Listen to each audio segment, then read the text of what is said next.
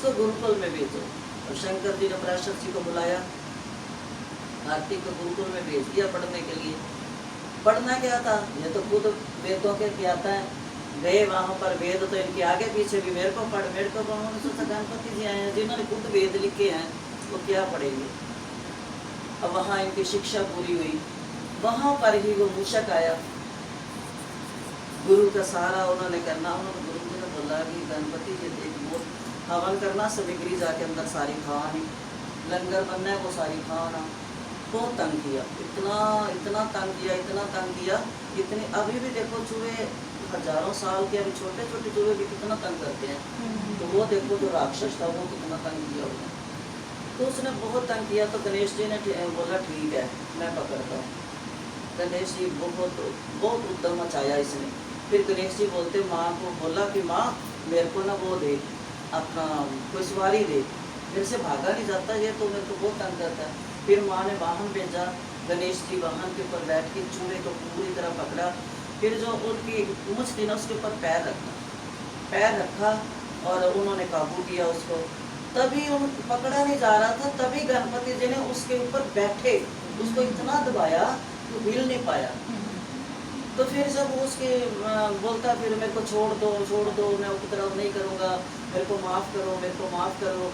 लेकिन फिर उसने बोला कि मैं गंधर्व था, ये जो मूषक राक्षस बना ये गंधर्व था पहले, गुरु की अवज्ञा के कारण ये राक्षस बना।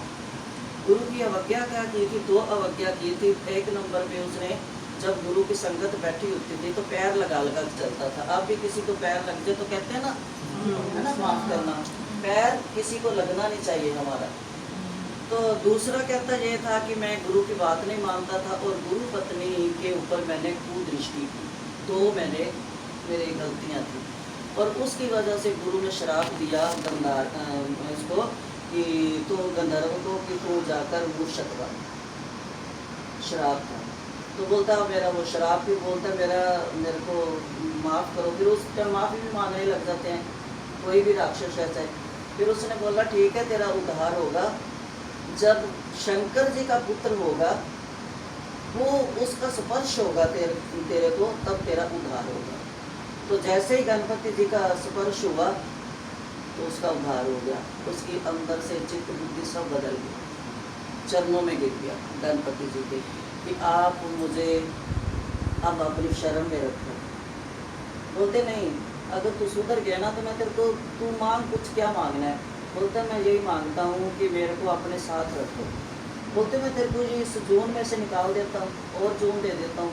बोलते नहीं गंधर्व जून में भी मैंने कुछ नहीं पाया, राक्षस जून में मैंने कुछ नहीं पाया, आपके दर्शन हुए हैं तो इसे मूषक रूप में हुए हैं, ये मूषक रूप नहीं त्यागूंगा, लेकिन आप मेरे को साथ रखो। तो फिर भगवान ने मूषक को सवारी रूप में लिया।